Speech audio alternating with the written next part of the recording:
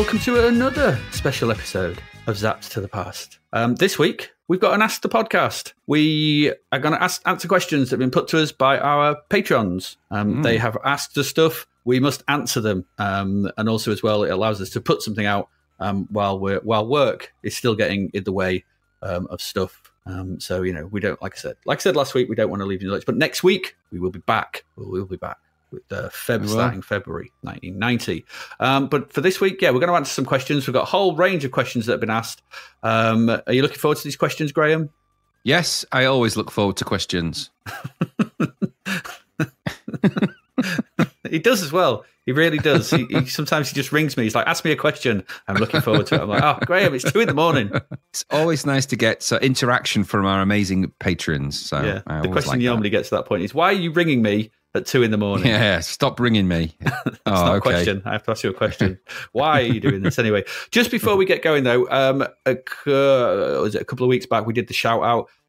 Apologies, I missed Ben Granville because he's been with us for a while. I know, because of the way the Patreon lists them. Make your excuses, you fool. Well, I did, but sorry, I'm very sorry, Ben. If you're wondering where you were, it's my fault, and I take full responsibility for that. But you know, I'm very sorry. But just putting it out there now, sort of thing. Ben Granville is one of our awesome patrons, and so there you go. So he's supporting the show, and he's ace. Lovely special mention. He's one of our patrons, and there you go. Sorry, Ben. I apologise on Adrian's behalf. I'm just apologising. He blatantly forgot to add you to the proper list. So you know what? I can tell you why. It's because Ben supported us with donations. We've mentioned Ben a couple of times. He's in the list higher up. So the new ones just get at the bottom of the list. So when new people join and Ben signed up, he was already. It's you just and the your way the excuses. List Cover yourself in lard and run around your garden. Absolutely, again. I will. I'll be getting those eggs on a chain again out and punishing myself positively. So apologies for that, Ben. Effusive apologies. But thank you for supporting us. You are cool. Yay. Right, let's get on with the questions. Do it. First one. Photon Storm asks... Hello, Photon Storm. How many episodes in advance do you record? Well, this should answer that question, isn't it? Because here we are recording stuff to fill in the blanks when we've got work in the way. We used to, back in the day, record 2 episodes every time we recorded. And in the end, it became too much. It became too much to try and cram all the games in. And we couldn't give the games proper justice as well. And everything else. So we decided to change the format of that. So now we just kind of, and plus also the production techniques that I use dramatically improved over time as I got better at it. So we just kind of do a week in a bag, don't we? We don't even work 1 week ahead, do we? It's just, we record on the Thursday and then it's released the following week. So a week ahead, I guess. Is that? Yeah, we're a week ahead, but sometimes that can lead to... sometimes it rolls a bit, Yeah, so we have to do the Back to the Past specials and things like that, but we kind of have them in the back pocket that we can always roll out, or we do a Battle of the Pilots or something like that, but, you know, so there you go. We're a fly by the seat of our pants kind of production, which is, it is what it is. Set Me Guy, I presume that's how you pronounce it, asks, on the topic of the podcast recordings, are most of your recordings done via something like Zoom or Teams, or are you both in the same room? And if not, live with Adrian and Graham, same room? Why not? Well, we don't live with each other.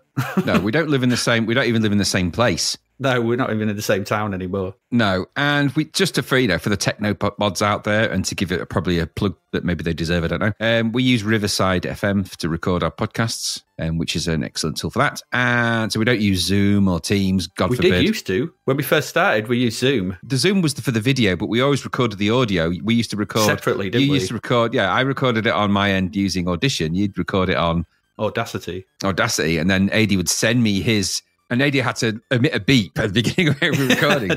For sound, so a really loud beep. It's like the clapperboard clap, isn't it? Yeah, it was loud enough so I could hear it over my headphones on my microphone, so that I could then synchronize that beep. When we put the recordings together. Mercifully, we then discovered that there were tools designed to change that. And that was actually, remember what and just as, if you're wondering why all of this shenanigans, why we don't just go to somebody's house and record, partly because it's easy to do it this way, but also this was born from during lockdown. And so we couldn't actually physically be in the same place when we first started recording this. So, and trust me, the technology and the things we use now, so much better than the jury-rigged crazy that we used for this, what would be episode 0 and episode 1. Goodness me. It's we suffered technical issues quite a lot in those early days. Thankfully, we don't really have those anymore. No, there was one point where there's episodes in the middle somewhere where I recorded an entire episode with my microphone backwards. Yeah, there is. Yeah, you can probably go back and listen and see if you can find it. Where I'm like, there's a muffled episode. There's an episode where I recorded and there was a whistle all the way through my microphone because it wasn't plugged in correctly. So it was like a sound. It was so annoying. But we try. We say as time's gone on, better. We got better, and we did used to use a different system, but Riverside seems to have provided us with the audio video stuff that we need to do.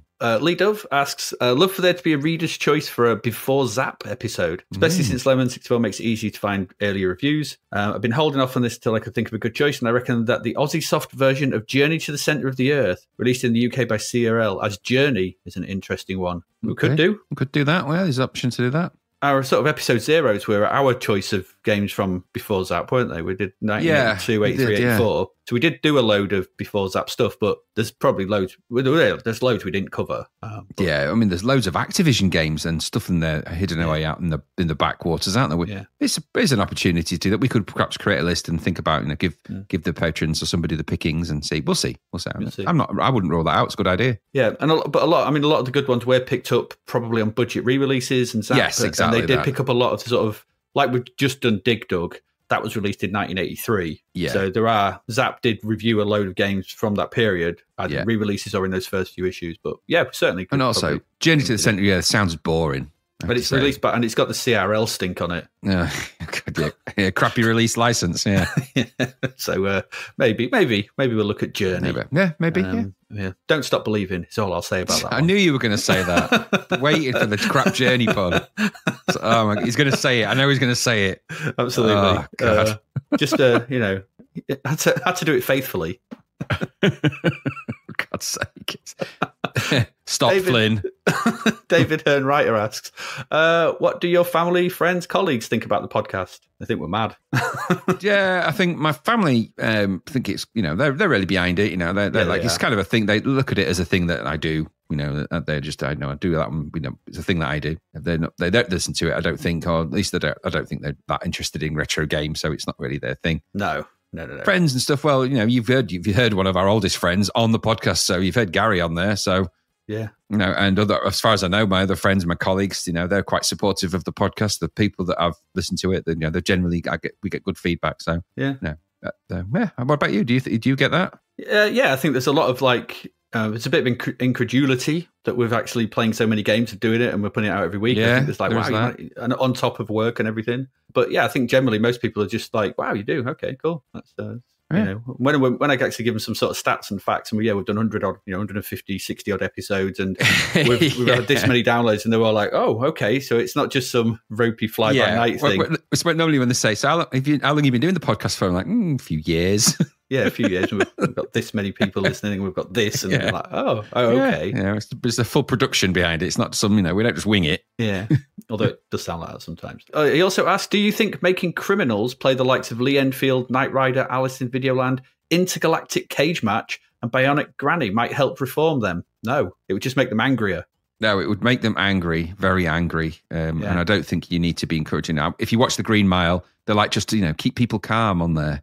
Yeah, that's the plan. You don't want to. Unpredictable people do unpredictable things, don't they? Yeah, yeah. You don't want to give them a weapon and a joystick. No. You don't know whether that could end up in places that you don't want it to end up. No, exactly. Lee Dove asks, "There's another idea for a podcast episode alongside games that weren't. What about games that weren't reviewed in Zap?" Yeah, I think. Okay. So it's basically games that came out that Zap never reviewed. Candidate number one, Tangled Tales. So we've got a list, haven't we? We've got a list of a few of them that were in the Zap years but never looked up. Yeah, we started to compile a list, didn't we, of the games because every now and again we come across one and we think, oh, actually, there's no Zap entry for that, and there's been some odd ones that you think that probably should have been in there. Why? I might be Transformers by Ocean is the one I always think about. That one was missed, and there was one we created. It said somewhere we created we started to create a big list of them all, didn't we? And it turned out there was actually quite a few. Quite a lot, yeah. So quite a lot there. So we might, we'll probably add them to the list, at some point maybe. Yeah, somewhere. ALH2 Retro asks, if you could change or improve one thing about the C64, what would it be? That's a good question, isn't it? Actually, we answered it in the Discord. Before, I think. Are we? No, we answered it. We answered it in the Discord. Oh, in the Discord. Yeah, and I think just my take was that there's certain things about the C64 you can't change because it wouldn't have developed since the machine has difficulties and hindrances and bugs and quirks, and those bugs and quirks and exploits of those are what have led to some amazing graphics and discoveries on the C64, which have led to some real big improvements in how the games work. So sometimes you need a few hurdles to climb over to make the games better. I think you could say, well, give it more memory, but the C128 was there for that. I think you could probably give it maybe a slightly faster processor, maybe would have helped a bit. Maybe more than 8 hardware sprites. I don't know. So that you could just something like that. I don't know. There would be small changes. I don't think you can change because there's so much about the C64 that is quite quirky that to change it would be to change that formula, and I think that would be a mistake. From a programming standpoint, and going back then, this is probably more something you would be able to answer because I'm not up on the sort of kind of the early stuff.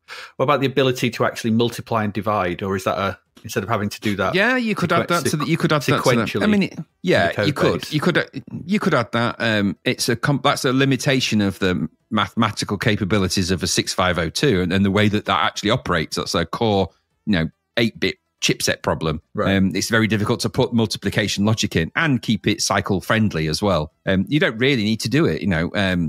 Generally speaking, that kind of thing is, it would be good to have pre-calculation and things like that. So for things that need to zoom and push things about, but that's CPU grunt really. That's that's an up in the megahertz from 1 would be a beneficial. Or 0.93 is for the power one, isn't it? Well, yeah, exactly. Your vector games would just look a bit more better. Yeah.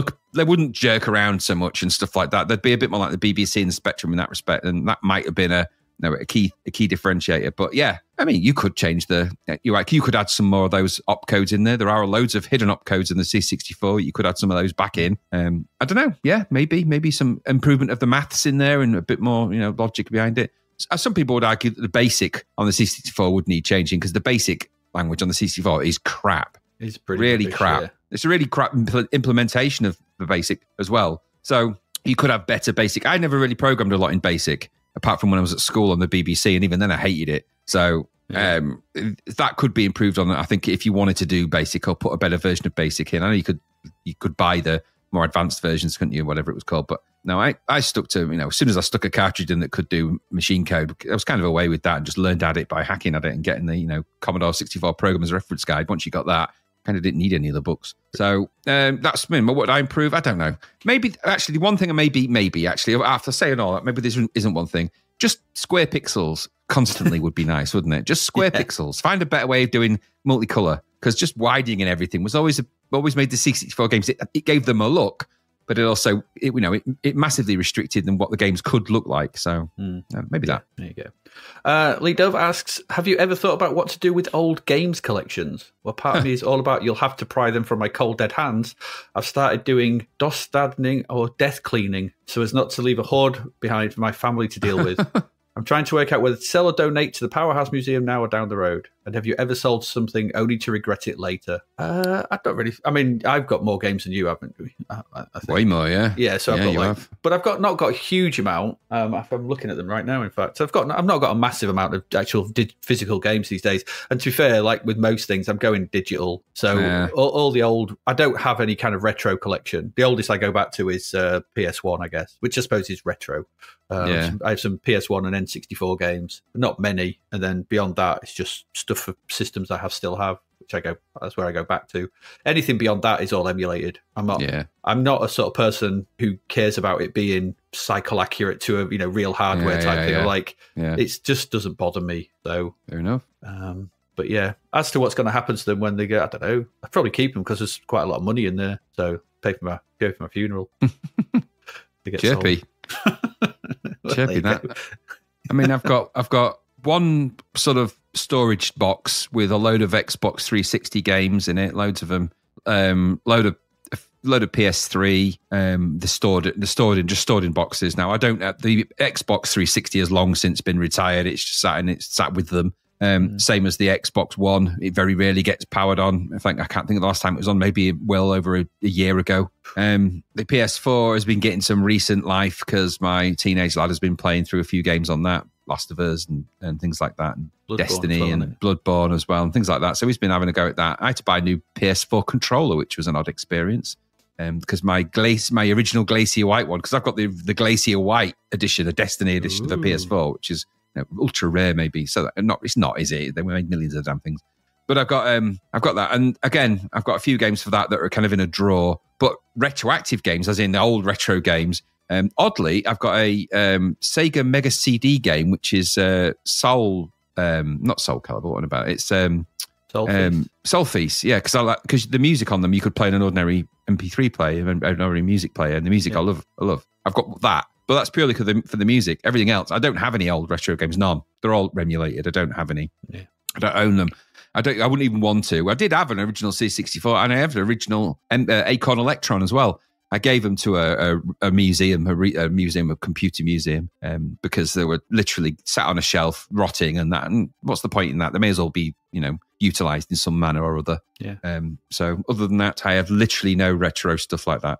All emulated. I know I've got the Switch, of course, and already it seems to be collating small boxes of games. And I'm like, oh, how does it happen? It just does. That's what they're for. I've maybe got 5 or 6 real, hardware titles for them. Ridiculously large boxes for tiny little things. Then they could put them in matchsticks. Oh. They could put them in matchboxes, and it would still be efficient. They need to be in this giant plastic case. But that's it for me. That's it, really. So I don't have a big collection, nor do I have anything on digital format really that would somebody would want. I know I'd give it to my lads if they wanted them. But David Herdwriter asks, given all that power, why do you think some C64 games are just better than their Amiga counterparts? Example, Whizball or Defender of the Crown, perhaps. Because it's not about power, is it? No, power doesn't equal. Power doesn't equal better. More power. It's like but it's the design behind it, and also knowing how to sort of use the machine to its fullest capability, as Crix and John Hare managed with Whizball. They showed in all the games they did and things like that. Yeah. So how well the machine is ultimately going to tell how the game is going to turn out. It's just simple as that. I think as well as you get more power, it's more RAM to fill, more things to combine, more colors. Everything becomes comprehensively more exponentially more tricky. Look at modern video games and to hear like. What did Spider-Man just came out? Spider-Man cost $300 million to make. Jeez! Wow. So you could, there's thousands of people working on these titles. So you might look at them and go, "Oh God, they look incredible," but thousands of people, hundreds of people. It's like managing that is a nightmare. So as you get more power and a bigger team, managing everyone in that team to make everything, it doesn't always sort of, just because the machine is more powerful doesn't mean the people using it are using it to the full or whatever. It's all down to the people. Very true. It is, and also, you know what? You spend time learning the ways that the machine works. Yeah. So then just think that you can just assume that the next machine on can just be an extension of that logic. It's not going to work that way. The Amiga has strengths for sure, and that means you can create new ways to play games. It has a mouse, for example, which works really well. So therefore, games that would adopt that and utilize that as part of their barbarian aside. But some of the games that came later, even the sensible games that came later, the cannon what's fodder it called? And stuff. Cannon fodder. Yeah. So once the mechanics of learning what made great Amiga games great started to take off, you started to see great Amiga games. The same with the C64. Just to assume that the Amiga would be able to do a better version just because it's got 512K and all the other things. It's not about that. The C64 versions of like Whizball, for example, were really maximizing the capabilities of that machine, and it had some really great sound. Now, you can't just take that out and plug it into an Amiga and go, there you go, because it's not going to work. You haven't got a Martin Galway soundtrack, for example, doing the thing on the Amiga. Yeah. You haven't got, of course the graphics are going to be high fidelity, but it was never about the graphics being high fidelity that made it good. So I think as the technology gets better, the games don't immediately change and get better just because the machines are out there. It takes time for those developers to really get the best out of those machines. And the Amiga has some amazing capabilities that in those early days, they weren't utilizing. They were just throwing graphics on the screen. It's got so much power behind the way it can control a screen and control a sprites and create hardware sprites and blitter and all of that stuff. It's crazy powerful.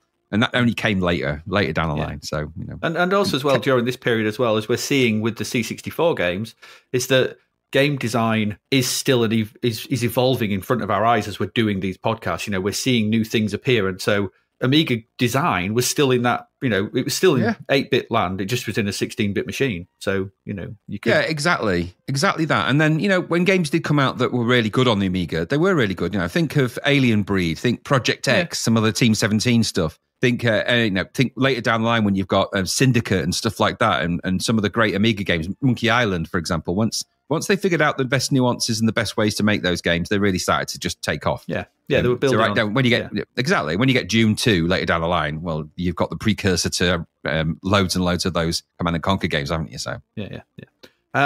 Nick Bungus, a couple of questions and some techie questions. Graham, you first. How did you develop C64 demos? Did you have an expanded C64? What assembler did you use?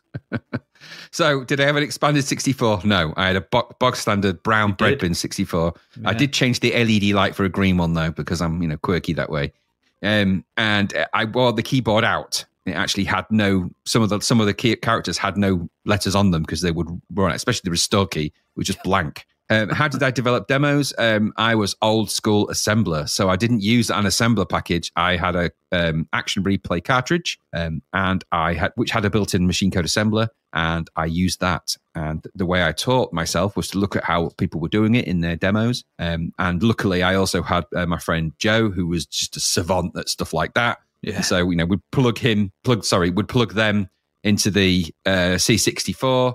And then just working code would emerge, because they were just really gifted like that. So we kind of disassemble. That's what a disassembler was for. So when you got a cartridge, you got a disassembler, and so you would disassemble demos. You would look at how they did stuff, try and figure it out yourself, and then try and code it from scratch. That's how you learn how to do raster splits and all the rest of the stuff, and then sprite multiplexers and all of that. And you just figure it out that way. So I never used an old-fashioned what you call an assembler and a compiler. I never did that. I literally ran machine code in the machine, which has its problems when things crash if you haven't saved, which was a counterpoint to many swear words and angry exchanges in my bedroom from time to time. Well, that's how I did it. Nothing expanded about it, no magic formula. No. I suppose, could you count an Action Replay cartridge as an expansion? I suppose it is.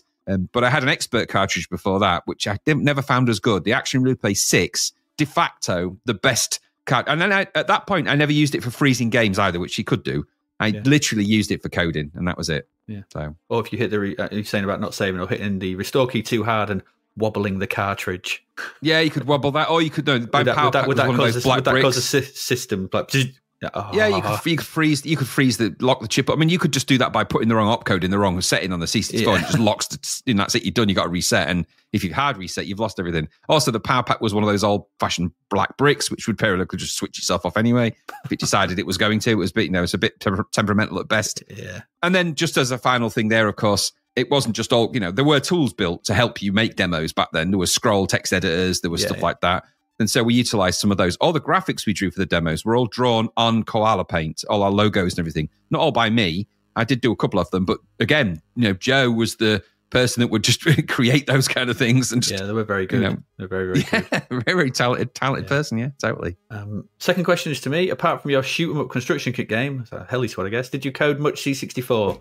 And if so, what was your proudest achievement? I didn't, not really. I wasn't particularly into coding. I did some basic stuff. I created a Dungeons and Dragons character generator. That was quite good. So it would basically do all your dice rolls and give you a character and say which is best and all that kind of stuff. I did a couple of games. Never really. I kind of finished them, but I don't think I ever games in the Quill, a couple of adventure games. But I never actually did any. I could never get my head around assembler. Just couldn't. So I never really did much in the way of coding on the C64. But yeah, there you go. Daniel Spreadbury asks, what was your joystick of choice back in the C64 days? For me, it was, or for Dan, it was the Competition Pro or the QuickShot 2. But a friend of mine at the time swore by the Conix Navigator, which I thought was the least ergonomic thing I'd ever used. I'm going to have to look that up because I've never heard of it. What's the Conix Navigator? Well, I could tell you, mine's an easy one. So I started with a QuickShot 2 because everybody had a QuickShot 2. Yeah, that's what we started with. And then quickly realised it was a piece of shit. And so, and then the next joystick I got was a Competition Pro, the red one with the big round red buttons and the big red stick.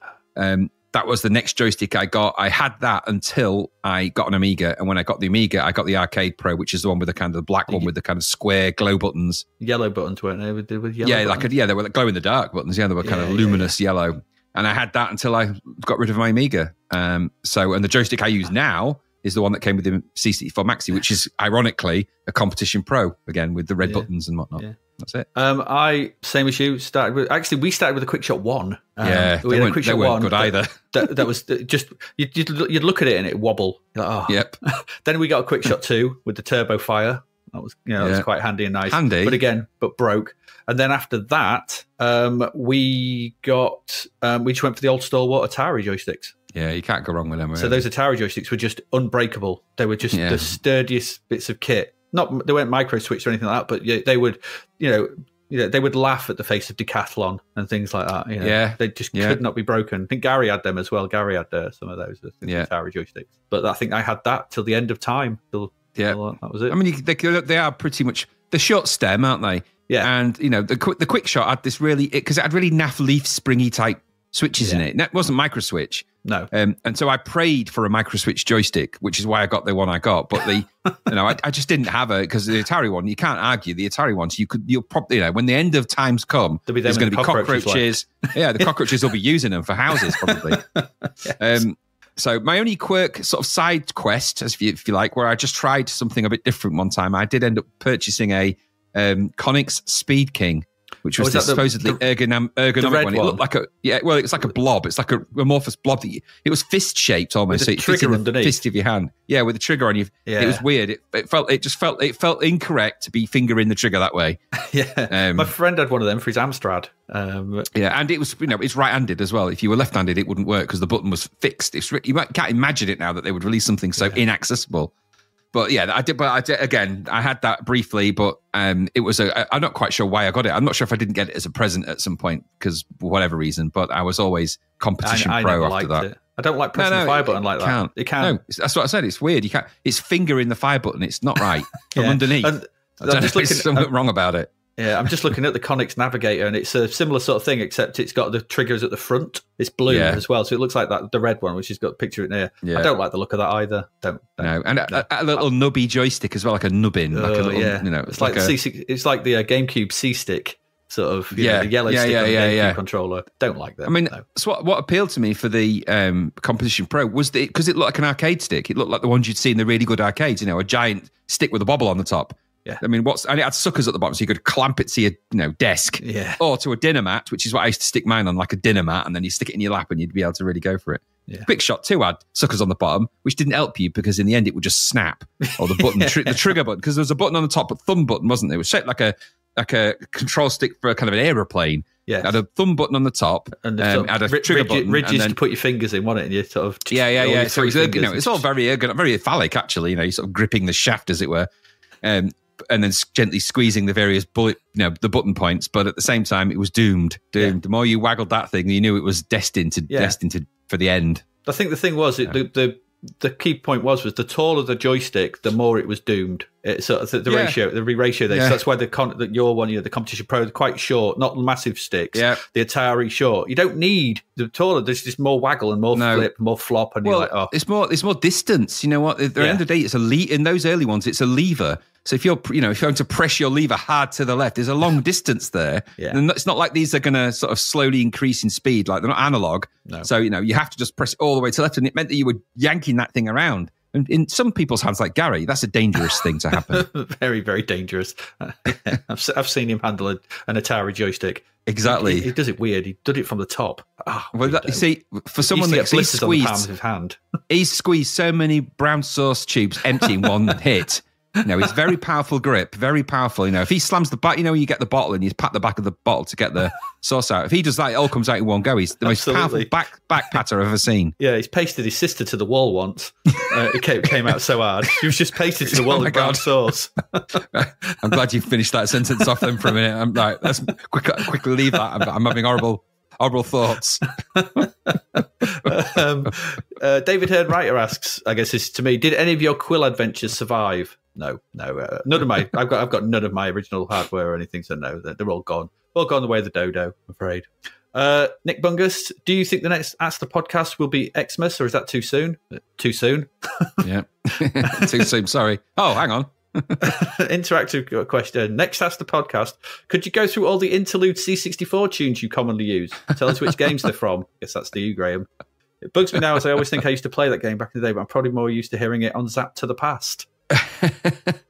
There's actually a large collection of tunes that I use for that, and it's an ever-expanding collection. Yeah. Now, generally speaking, my rule of thumb has been, if the music is good enough and they have an interstitial, how do you even say it? If they have a tune, interstitial, if they have an interstitial, that's I can use, in between the games, I will use the one that's kind of linked to that game or the game before or after, depending on how good they are. That's my general rule of thumb around that. However, I'm also noting that sometimes the games just simply don't have them, and so I have to use other ones. Generally speaking, there are some common ones I'll go to, and that's because in the early days of Galway and Hubbard, they had a lot of interstitial music. So that's why you'll hear sometimes I use quite a bit of Rambo, quite a bit of Green Beret, quite a lot of the early Rob Hubbard tunes, because you'll hear that. So Monty on the Run is used at the end of every podcast as the final bit. Because that's just sort of a quirk. And there's loads of them. I mean, there's too many to tell. Common ones you'll hear sometimes. Bionic Commando, you'll hear quite a bit, because there's a couple of ones I really like out that. Hawkeye, you'll often hear dun, dun, dun, dun, dun, which is RoboCop. And there's a few of them like that you'll hear. There's a few very rare ones I'll throw in now and again. In early days, I used to use some of the, again, they're Galway ones, but some of the like Rastan ones and stuff like that. I kind of, they got a bit annoying after a while, some of those ones, and some of them lend themselves to doing it, some of them don't. So there's a few Matt Gray ones that are quite good, and then every now and again you'll get a real naff one. Same with some of the Hubbard ones to sample. So I could write down an entire list of them all at some point and make it available to the patrons, just if it eases your obvious suffering that you must get, because you think, what is that? Damn it, I've heard that. But that's kind of the fun of it. To be fair, I get the same thing, because I reckon it's when we'll play a game and I'm like, oh, that's where he's got that from. Loads of times I'm because I don't recognise them all. I'm like, oh, that's a good tune. And I'll play something. I'm like, oh, that's where it's from. I mean, so one that I don't use very often, but is one that I really like, and it's because it's a bit longer than usual, is the Gauntlet music. The because I really like that, but because that's little Ben Dalglish tune that's often overlooked, and it's about 28 seconds long, I think, in its entirety, which is often a bit too long for an interstitial. But that said, and the average time for them all, it's between sort of 5 and 10 seconds. I try and aim for that maximum, really. So there you go. Nick also asks, bread bin or C64C? I had bread bin. Bread bin. Yeah, bread bin for me. I never owned a C. No, never owned one. No. And also that has a different chipset in it, so I would never have come to terms with it. So. Absolutely. It wouldn't have fitted with my transom. No, the SID chip in it's different, so it plays samples differently, so they're quieter. They're a lot quieter in the 64C, so it would have done my head in. Wouldn't have liked that, no. I mean, it's bad enough that my I don't know about you, but I've found when I play some of these SIDs back, my C64 played them completely differently to how I hear them. I've not really found a successful emulation yet of some of the tunes, especially things like Light Force or some of the Hubbard ones, where there's some filtering in it. Some of them sound really weirdly squashy on the emulation. They get this kind of kind of gulpy squash sound. I didn't have that on my C64 at all. They very much sound like in the closest one I've come to is if you go to the Oak Valley, whatever they call it, SID archive, and the other ones you can play, the MP3 ones you can play online, where it has the different chip revisions. I found that the revision 2 chip is closest on more generally to the one that I had in my C64. But if you had mine was a darker bread bin. If you had the earlier, lighter form bread bin, you probably had an R1 chip, and that sounded completely different. So weird. True. And then one for me, just says from Nick, and it's just Green Beret. Why? It's okay, but nothing special in my opinion. So I actually answered this on the Discord. So I'm just going to read what I put, because I think it succinctly will sort of why I think Green Beret is amazing. Because I do. Yeah, because I do. I support it's everything special in the game from the period. It's perfectly balanced in terms of skill needed and challenge offered. It's easy to pick up, difficult to master. It's got a simple set of variables to get your head around, and easy to use power-ups that are limited and must be used at the optimum times for maximum effect. It feels very responsive, looks and sounds great. The C64 conversion gets all of this right. It uses respawning enemies, but in a way that does not overwhelm, and then mixes them up as the levels progress to keep the challenge fresh. If you die, there's no power-ups to recollect, which is such a bugbear of mine. So it's always down to just your skill at the game as to how far you can get. So there's probably more reasons, but I think that covers the major points why I love it so much. It's just a perfect, it's how good you are at that game. It's, it's similar when I look at it. It's, I see other games that are trying to do this. We saw that one the other week, that Ninja Warriors, just not as good. They don't do it as well. They miss that thing. The 3 levels, so you can jump around, you can avoid stuff, you can jump over people. Your abilities to overcome the enemies are simple, but they work. And so, it's just a perfect game. I don't know. I've always loved it. It ate so much of my money in the mid-80s in the arcade. So much. And when that conversion came out, I was so thankful that it was as good as it was. It is good. I mean, and my little own history, I mean, I'm not... It's okay, Green Beret. I've always loved the music more than anything else. And I remember, I've said, I think before on this podcast, I bought Green Beret, but I actually bought V. I went out and bought V with some, I think it might have been birthday money. Got V, brought it back home, played it, couldn't get through the first bleeding door because, of course, who can? Took it back with a kind of didn't load, and they tested it in the shop. This was in Boots. Tested it, and luckily for some reason it just said ready, run ready by some miracle. Might have helped that I ran a magnet over it, but no, that's by here and there. But anyway, so it didn't work. So then they said, would you like to choose a different game, obviously? And I was like, yeah, can I have the Green Beret? Now, bear in mind that this was a trip to town on the bus with a sister, and it then brought me then. So when I got back, and this was also the C64 plugged into the big telly in the lounge because it was the one on colour. The whole family kind of sat round, but not necessarily watching what I was doing, but just in the lounge. And then I remember to this day, I remember when the music for Green Beret came on. Now that wow, down. And I remember everyone thinking, that sounds, there was a general kind of, wow, it wasn't what they expected. And then when the game came on, I think everyone was well impressed. It's kind of weird to think of it now. You wouldn't imagine it. Maybe the people listening to this podcast probably do. But it was like, it was a bit like, not like a family event, but I think everyone wanted the game to be good because I'd been so disappointed with V. I wasn't very old at the time, not old. And so when it loaded, and there was this, not just a kind of, oh, great, I'm pleased that he likes it, but there was a kind of, wow, that's really impressive. And it sort of justified my whingering for about a year and a half to get a Commodore 64 as well. So it was kind of, it's like, see, I told you it was good, but, said in a nicer way than that. So yeah, there you go. There you go. It is a great game. ALH2 Retro asks, favourite classic 80s and early 90s supercar as popularised by video games? Which would you choose and why? I've always been a Porsche person. I don't think it's been... Because the only Porsche games with the Need for Speed, I think, used Porsche, wasn't it? There was a Need for Speed Porsche. Yeah, I think maybe. Yeah, well, the supercars, Need for Speed. As for supercars, it's always been the Porsche 911, I think. Yeah, I liked... in games, I guess, I've always liked the Ferrari Testarossa, the Outrun type. And it's made up Ferrari, that, but it's it's the closest approximation. I don't like the Ferrari F40 particularly because it's kind of boxy, but I do like the Testarossa, the shape of that. I always liked the Porsche, but I never liked the 911. I like, but the 924 was always the Porsche. I really, I looked at that and I was like, that is super cool. Okay. But that's just, that's a personal choice. I'd have one of those tomorrow. Yeah, so the 924 was just kind of a cool looking Porsche that was kind of a bit more everyman and less looking like a Volkswagen Beetle at the back. But in those early 80s and 90s games, I don't know. The best representation you got was in those Need for Speed. Need for Speed? What's it called? Like Test Drive, is it? Test Drive. So the ones in Test Drive, and out the ones in Test Drive, the Porsche was the better one, I think, out of the looks of the car. But I'd also want the last V8, whatever that was. But that's a V8 Jensen Interceptor, isn't it? Oh, there you go then. There you go. That'll do. It's the Jensen, the classic Jensen, classic muscle car Jensen. Yeah. Jensen? Yeah. Jensen Interceptor, yeah.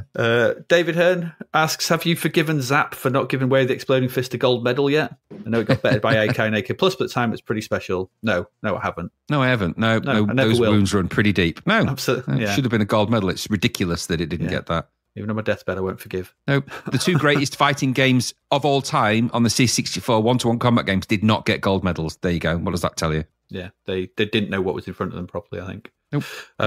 David, he also asks, you can erase one and only one C64 game from history, saving poor gamers from losing their cash and Granny from getting pushed down the stairs after buying it as a present. Which one do you choose? Oh, that's so difficult. There's so many. God. It's got to be a full price game because, budget games aren't going to earn Granny a, kick down the stairs. No. I think... So it would be a full price game for that. For a full price... CC4, there's been so many bad stuff recently. Yeah. I mean, Karnov is probably one that's springing to mind because it's any of those arcade ones like Commodore 64 version. Yeah, that should have been pretty decent. But loads of those arcade conversions. If it's an original game, probably Lee Enfield. Yeah, I don't think, and that was full price as well, wasn't it? I think, was it? Goodness me, yeah. I wouldn't be happy with that. Yeah, any of them. You have to erase them. I mean, the games that I was likely to, a game that I did get that should have been erased. One that I actually did get in. And no grannies were harmed in the making of this podcast, but that I did get that I was very unhappy with. I don't know. I didn't get a lot of games like that because I was very directive about if someone's going to buy me a game, I was kind of almost hinting to give me the money and I'll choose it. They didn't. Very rare that I got a game like that, especially a full price one. So because they wouldn't have known, my family and extended family would have had no idea what to get me as a game. So yeah, no, I think I wouldn't bother any of those. Possibly Ready because it's so shite. Yeah, Running Man, it's just Running Man, so any of them. Badness. Any licenses, a number of elite games. Sorry, a number of ocean games I would erase out of that as well. Yeah. He also asks, did you ever try the Amiga version of Elite? I did and got hooked on it all over again. No, I didn't.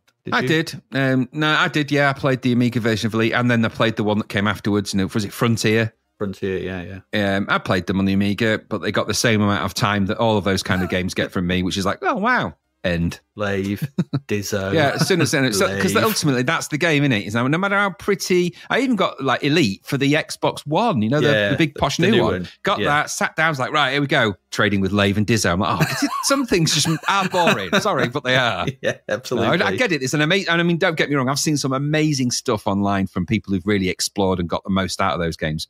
But for me, I'm just like, I'm never going to want to do that. No. It does look amazing though, but I never want to do that really.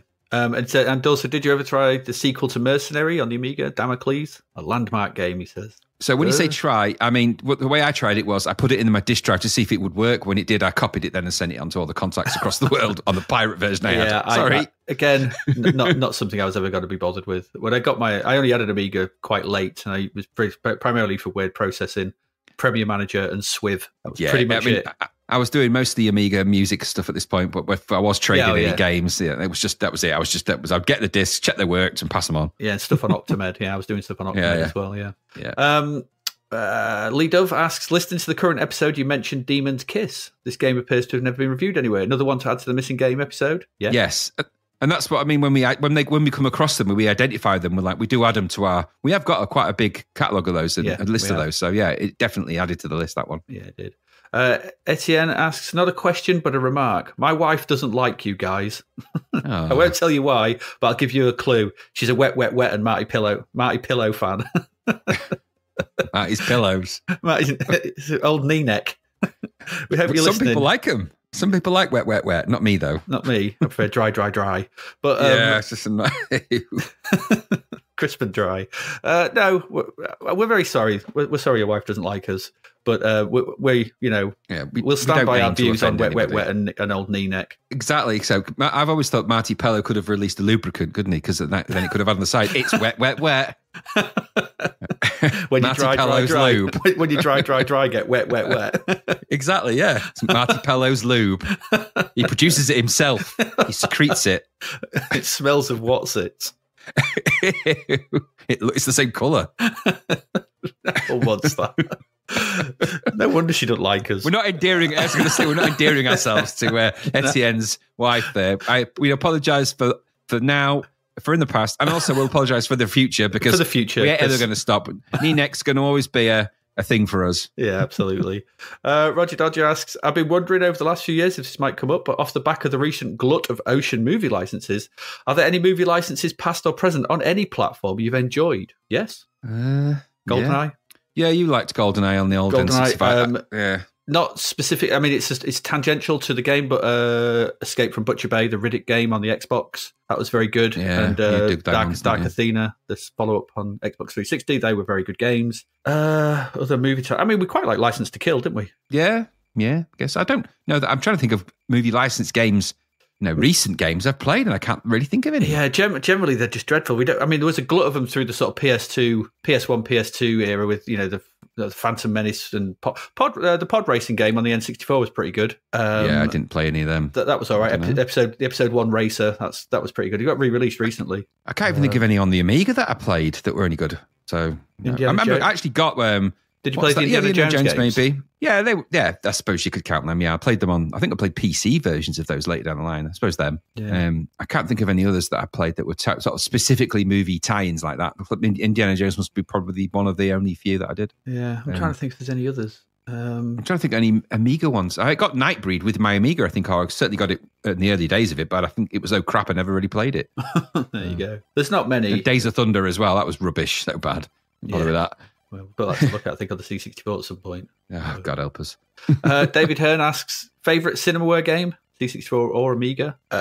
Probably a cross between Defender of the Crown and... it was too hard, but I loved the atmosphere of it, and that was It Came from the Desert. Yeah, I think Defender of the Crown, I think a safe bet. But I like Rocket Ranger as well, because I just like the kind of vibe it set on the Amiga, and Defender of the Crown on the C64 as a preference. But that's principally it. The others are okay, but they're not as good as them, as I recall. No. I did like the atmosphere of It Came from the Desert. It's good. On the opening was good, but I like them. Them is one of my favourite black and white movies of all time.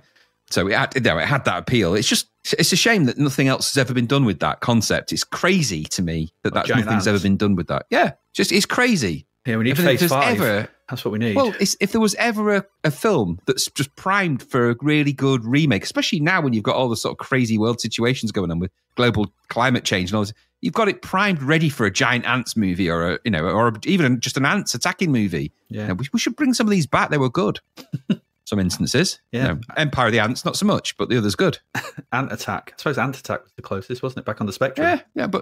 Just not even in the games.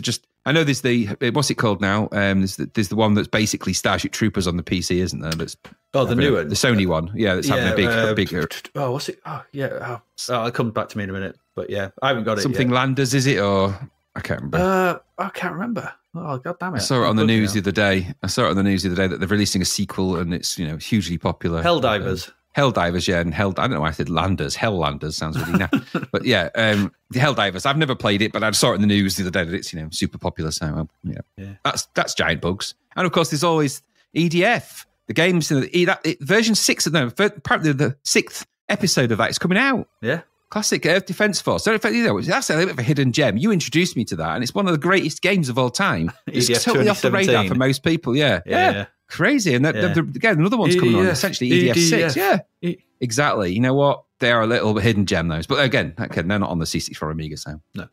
Well, it was, I think, that's a question, that one. Daniel Spreadbury asks, a more C64 related question. Did you have any add-ons for it, the C64, like Koala Tablet, Commodore Music Expander, or the little Commodore Printer Plotter, or anything like that? No, I don't think I did. I had a backup board, I suppose. You had the backup board? Yeah, because you were duplicating, you dirty pirate. I was a filthy, you wouldn't steal a car, would you? Pirate.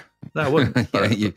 Honestly, didn't we all live in fear of the Federation Against Software Theft? They made it sound like some elite group. They were going to SWAT team down your house, don't they, and appear in a helicopter like the SAS and crash through your bedroom window and drop that tape. It's like, well, really? It was just, honestly. And then we heard the rumours. Oh, God, did you hear about, insert person you didn't even know? They got fined thousands for having a copy of whatever. No, never happened, did it? Yeah.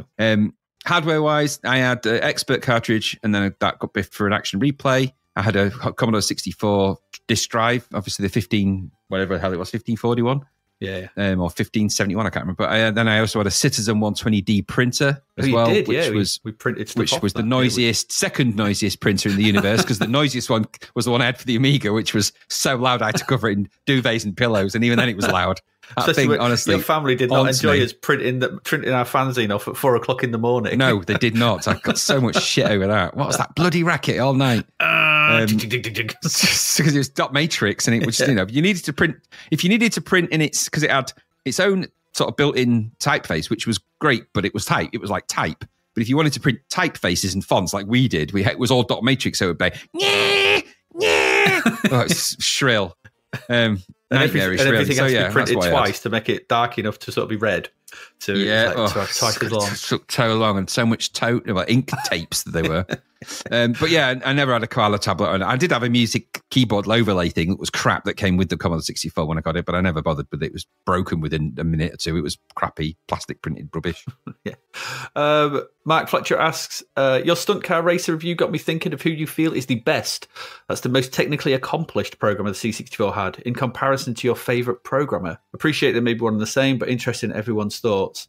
So I think this is we split this into games, because I think the stuff that people are doing, the techie demos that people are doing these days, are absolutely off the chart. So we'll put them crazy people to one side, like Raceland and Fairlight and all those kind of people. We'll put those people because they're in a different league, and obviously they've had 35 years to sort of really get to know the machine and stuff. Back then, who do you think? What do you think? Who do you think was the most technically accomplished?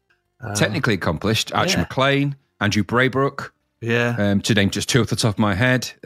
Chris Butler. Butler, he became, incredibly technically very proficient. Yeah. As we've just seen, the Rolands, John Roland, because the others we're going to see. Yeah, what's the guy that did Stunt Car Racer himself, of course. I mean, Jeff Crammond, John Twiddy. Jeff. There's a few, and then there's even some of the ocean ones that we've come across before. Of they might not be necessarily working for the greatest company and with the greatest ethics, but the coding chops on some of them guys has always been good. They invented some of the key multiplexers that routines that were really kind of pioneering at the time. Some of those guys, Dave Collier. It is, yeah, it is. I'd also throw in, as much as we don't particularly appreciate his style of games, Jeff Minter's got to be in there, I think. Yeah, I think Jeff Minter's got a place. You got to give him that. Sean Southern. Yeah.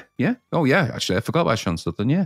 There's some really talented programmers out there for the CC4 for games. Cuddly Cricks. Yeah, it goes without saying. Yeah, you got to have. So there's a list. That's the list, and there's probably some of the American guys, people like Noah Falstein. I mean, who's the guy that did Nebulous? I mean, that was pretty good as well. There's sometimes just did one-offs, didn't there? Yeah, Nebulous. That was what's his name? It was John Phillips. John Phillips, yeah, because he don't know what other things he did, but that was pretty good. He did Eliminator. That was pretty much. Oh, there you go. That was pretty close. But like I said, the guys who did.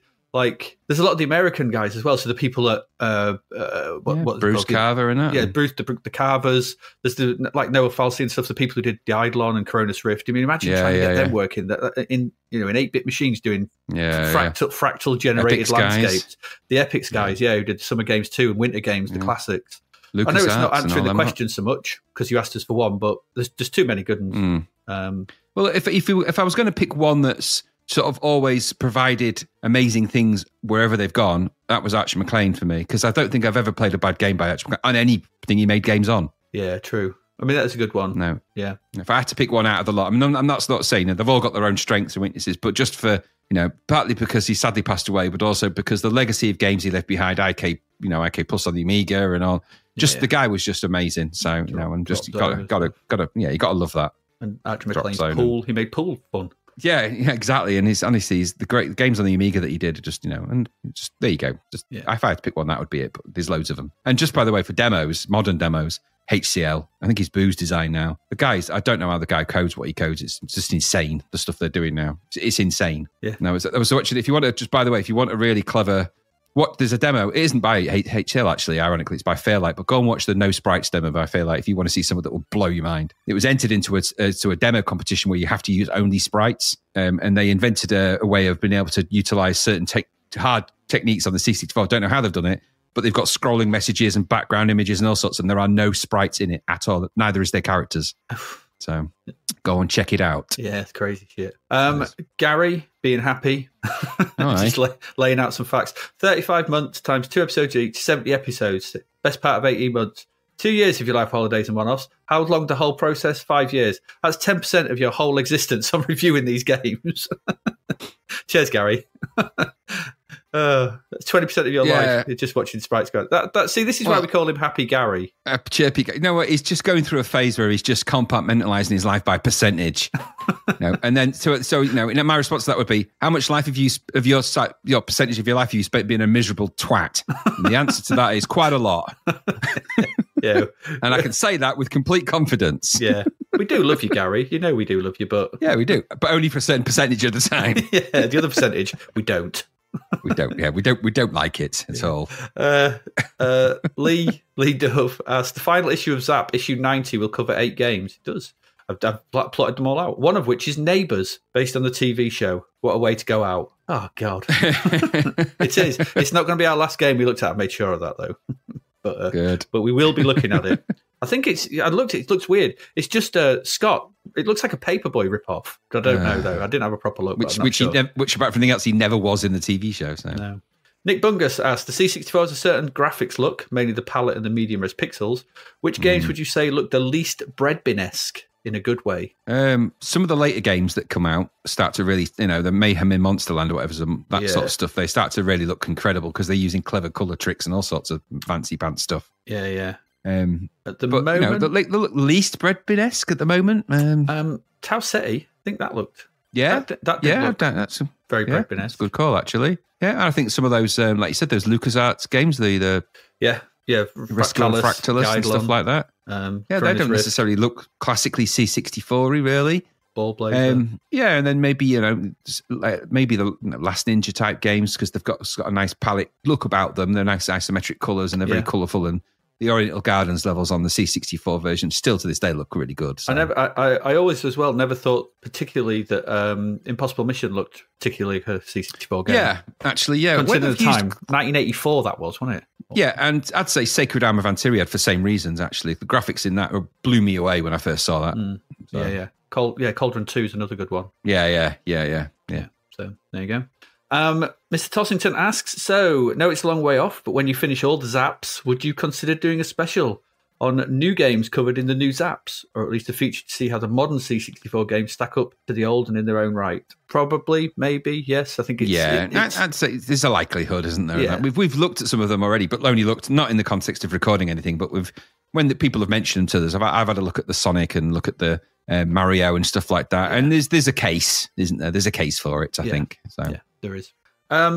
Nick Bungus asks, we're seeing some very questionable scores from Zap, especially from licensed games and arcade conversions.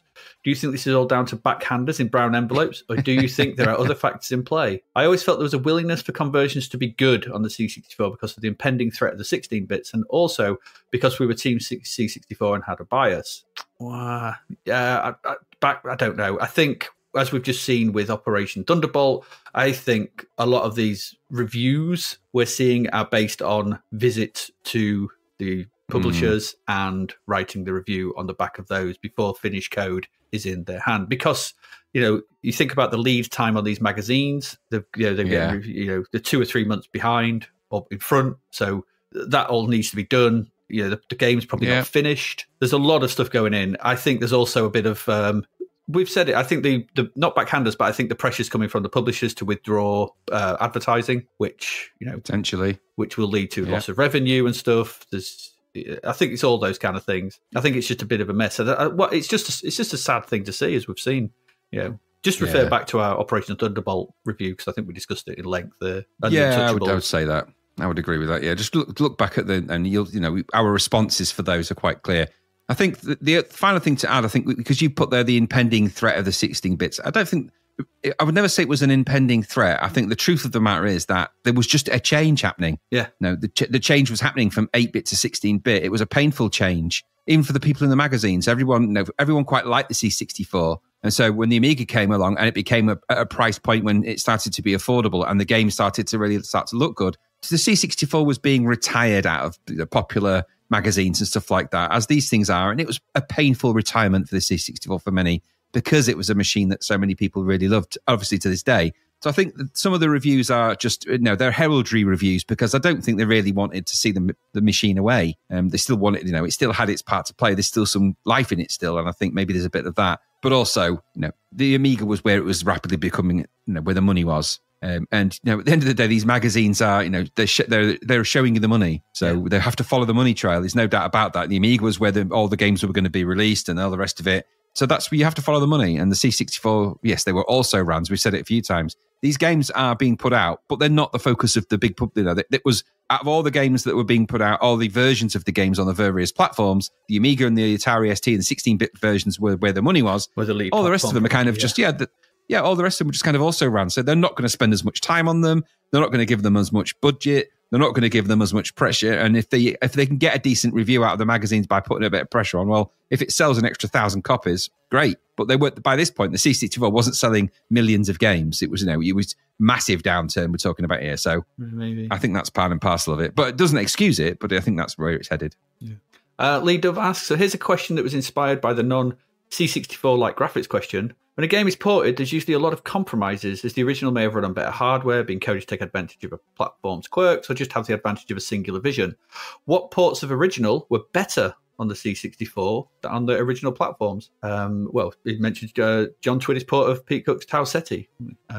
Moves better, looks better, moves better, sounds better. Yeah, I mean, we answered a few of these on our Patreon feed, didn't we? I mean, Defender of the Crown was better on the 64. Yeah, as we found out with a bit of investigation, Monty on the Run was another one. Yeah, Monty on the Run. We were questioning whether it was a Spectrum game originally. It kind of was ish. Yeah, you can tell by the sprites and the look of it. It looks like a Spectrum platformer. Yeah, totally. And it's better. And I don't know if there are others like that. I don't know that. Man, you'd have to go really into the weeds with it all, wouldn't you? Yeah, I can't really think of many that came across the Z64 from other platforms and benefited from it. No, I don't, because they're, generally speaking, when they were ported from the Spectrum, they just kind of ported the Spectrum. Yeah. So you ended up with games like Head Over Heels, which should have been better on the C64, but wasn't. Yeah. And any of those games, isometric ones, stuff like that, yeah, they should have been better, could have been better, but they weren't. So. Yeah. And then you had things like from other machines. So you had, like we said, the LucasArts games. So the games like Fractalis, Cronus Rift. They were originally Atari 800 when they ran better on those machines, even though they looked good and played well on the C64. But they did run better on those Atari machines, a bit faster. They did a bit faster. Yeah.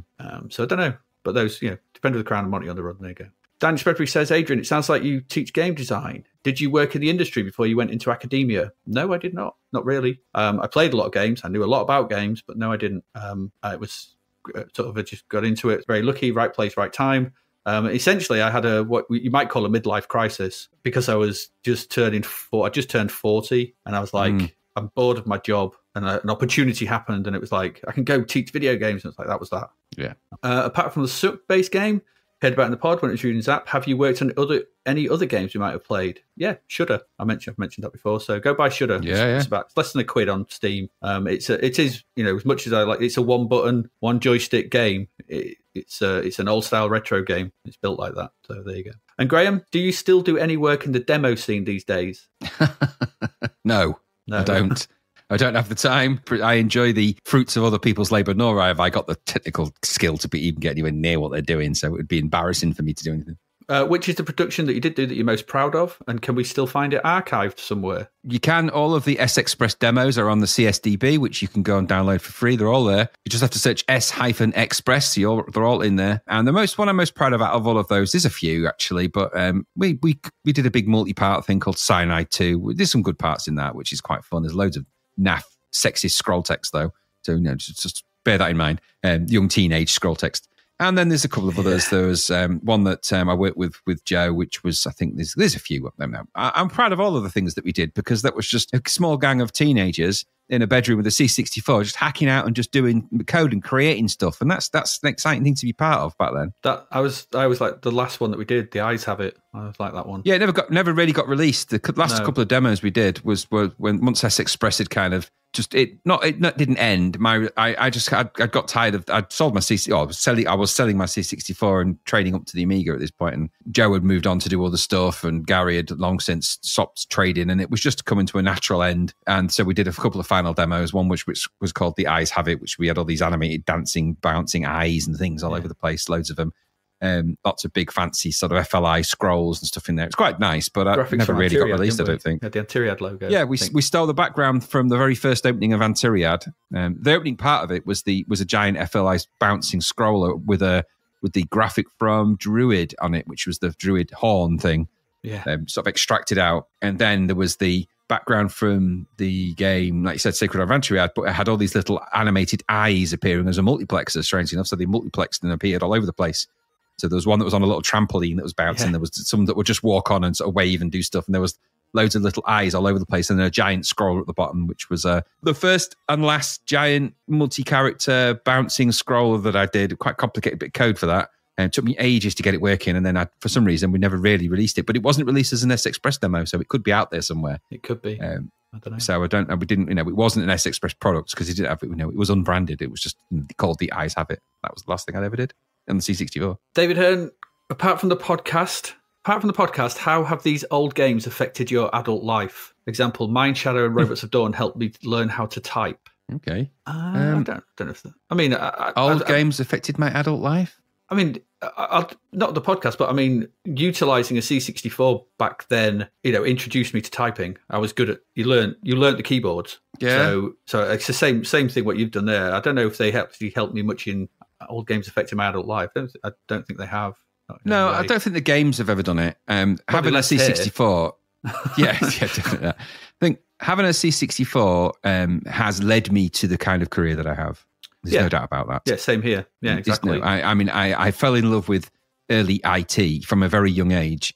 and computers have been a part of my life ever since, and they still are to this day. Yeah, and not just using them for games. I went on to use them for everything, and I still do that right now. Yeah. Making this podcast, so it's it's the exact example of the kind of thing we've always done, and obviously with Adi and with Gary, the kind of thing as a trio we've always done. When I had an Amiga, we kind of made fanzines and magazines and videos. It was never just about the games. Even back in the C64, we started as games, ended as demos and stuff like that. And even Adi was doing scroll texts and doing stuff for the demos that we did. So it's not like it's always been more than just the games for me, and that. Or the effect it had on my adult life. Well, Shuck and Quill and stuff like that. Yeah, exactly. It was never just about the game. So, what effects have the games had? It's more of what the effect the actual devices had, and the sort of all the trials you go through with those things. What 80s music have you enjoyed the most and the least? Revisiting it for the podcast.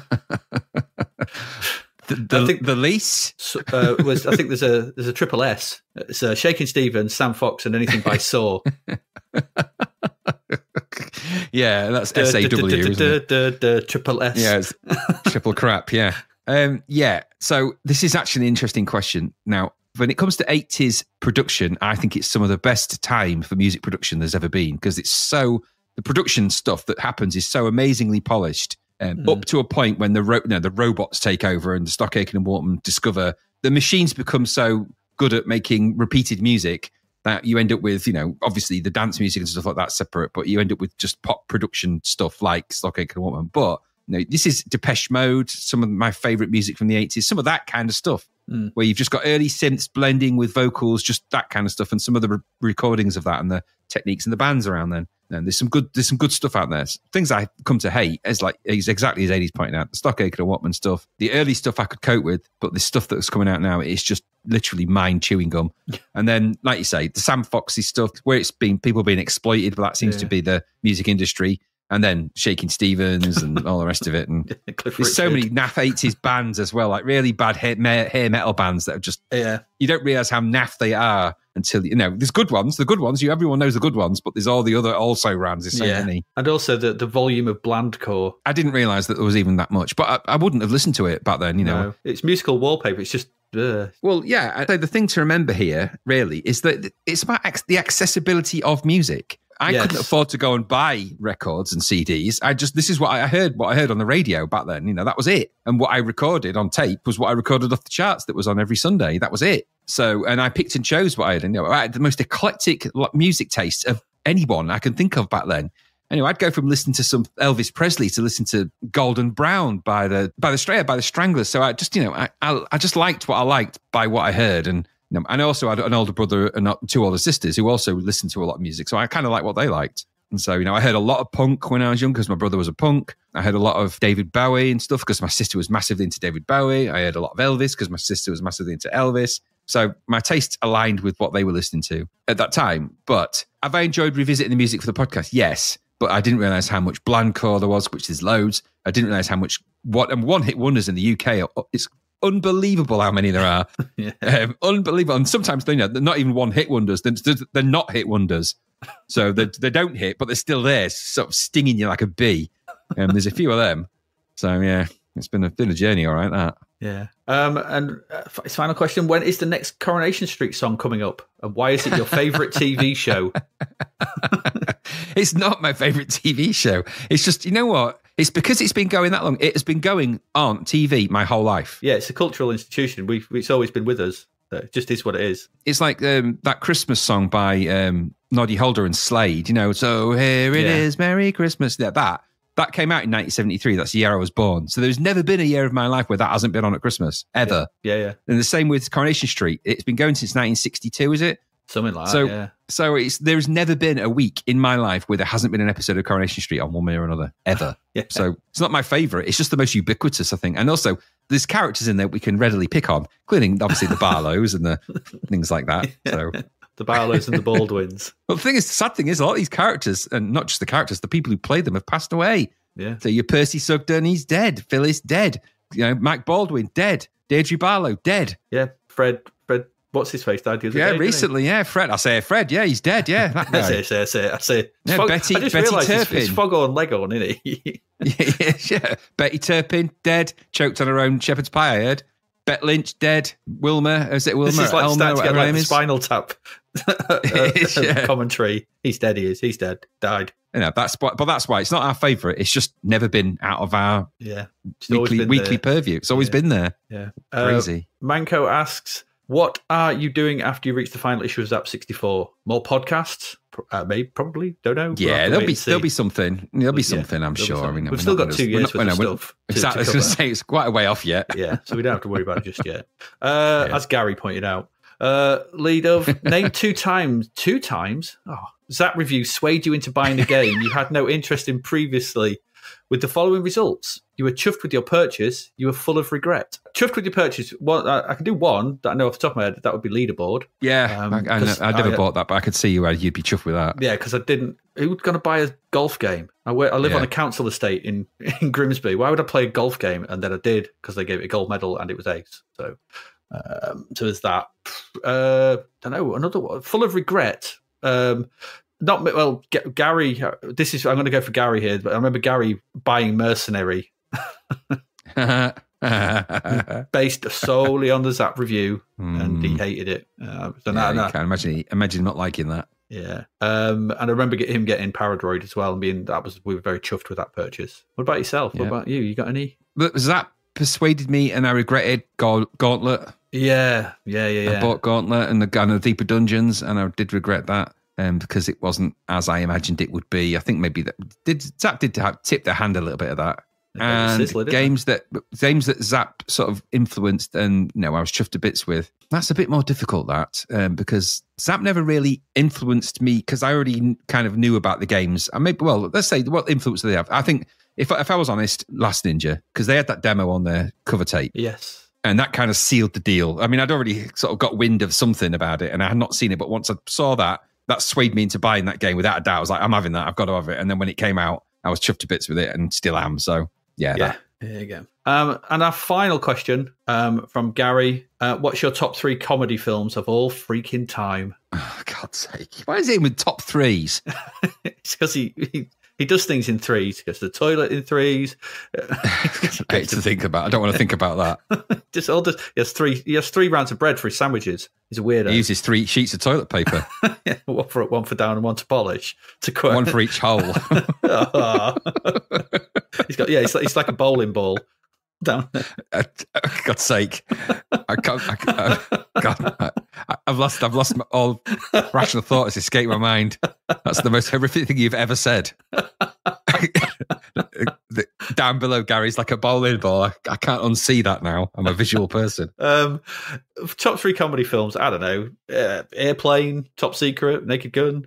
I'd be happy. Amazon Women on the Moon. I don't know. I would put, for me, I'd got Amazon Women on the Moon. I'd put in there, I think, because that always makes me laugh. Yeah. But it's a top for me. I'm not. These aren't the top films of all time. They're just my top 3. So definitely Amazon Women on the Moon. I'm trying to think of films that have actually had me really laughing. Maybe I'm going to get you Sucker in there. It always makes me laugh. Yeah, that's no. I think no, it's so difficult. No, not for me. I mean, it's a funny film, but it's not in my top 3. It's so quotable. It is, but it's just. But I think the 3 I said. Difficult. I think Naked Gun, Airplane, and Top Secret. They're just. Yeah, I've put maybe. I wouldn't have all of them in there. Maybe Top Secret actually, because out of all of those ones, that's the one that always had me properly stupidly laughing. And then to put a more modernised one in, that's really difficult. No, because it could be A Man with Two Brains, because I think that's really funny. Oh yeah. It could be Spinal Tap, because I think that's hilarious. Oh God, yeah, Spinal Tap. How did I forget Spinal Tap? So there's just too many. I couldn't pick a 3, but I've listed some out there, and there's a few out there that I put in there. Planes, Angels, and Automobiles, I think is really good. Dumb and Dumber makes me laugh. There's loads of stupid films out there like that kind of, and that's kind of the, I like clever humor, but I also like just sort of stupid humor. I'd like the clever humor and the combination of those. I'm not a big fan of the sort of the later ones, the sort of not the Naked Gun ones because they're really good, but the sort of offshoot ones, the Spy sort of Hard and Dracula Dead and Loving It and stuff. They were rubbish. Yeah, and then all the other ones as well. The sort of Rambo Mickey Takes with Thingy in and that sort of thing. Oh, Hot Shots. I don't like scary movie. Yeah, and Hot Shots and stuff like they're all right, but they're not hilarious for me. But there are some other classic ones out there, aren't there? I don't know. There's a lot of comedy films out there in the world that my tastes are quite weird about things like that. I like what I like. I might even put Ghostbusters in there. Yeah, Ghostbusters has its place. I suppose it's kind of a cheeky laugh. It does make you laugh here and there, doesn't it? I think sometimes it's what the factors are that make them really funny. Is it the comedy itself? Is it the fact that you can sort of regale them and quote them to each other? Would you have Caddyshack in there? See, I really like Caddyshack but again, it's because there's stupid moments in it that make me laugh. Exactly. But they might not make everybody laugh, but I like those sort of silly characters. It also has the quickest "I'm pregnant, I'm not pregnant" subplot of any film ever. Exactly, and that's part of the comedy of that film is it's badly put together as well, and it's Harold Ramis. It's just crazy. Yeah. Well, that's it. Anyway, there you go. That's it. That's the questions. We have been asked them. We have answered them. This is what we do. So I hope you've enjoyed that. That's been good fun. I always like to answer questions and some good stuff in there, some good questions. We will be back next week. Where we'll be getting back to February. So we'll be starting February 1990. So there you go. Hope you've enjoyed that. As ever, I have been Graham. Sorry, I've not been Graham Raddings. I've been two Ronnies. No, you haven't. As ever. You've been, as ever, I've been Adrian Mills. And I've been Graham Raddings, I think. And you've been listening to the special Ask the Podcast of Zapped to the Past. We'll see you again next week. Goodbye. Thank you for listening to the Zapped to the Past podcast. We hope you enjoyed our deep dive into the world of Commodore 64 games, as well as the music, films and TV from around the 1980s, driven, of course, by the issue of Zap 64 magazine published at that time. We will return with a whole new batch of games and stuff to talk about next week. Until then, if you want to listen to or download previous episodes of Zapped to the Past, and why wouldn't you, they can all be found on our website at zappedtothepast.com, as well as being available on Podbean, Apple Podcasts, Google Podcasts, Spotify, Deezer, Audible, Player FM, and, well, pretty much anywhere where we can upload them. By the way, we do always love to hear from our amazing listeners, so if you'd like to contact us about anything in the podcast or beyond, you can do so by emailing us at zappedtothepast@gmail.com. We're also active on Twitter under @ZapTother, as well as Facebook, Instagram, and most social media platforms. Just search for Zapped to the Past and you'll find us. Oh, and if you like the podcast and what we're doing, please do like, share, review, rate us. It really helps. Something, apparently. The Zapped to the Past podcast is written and produced by Adrian Mills and Graham Raddings and recorded at Flaky Bits 2.0 Studio.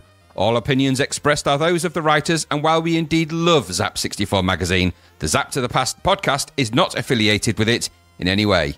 Stay safe, see you next time, and remember, we play these games so you don't have to.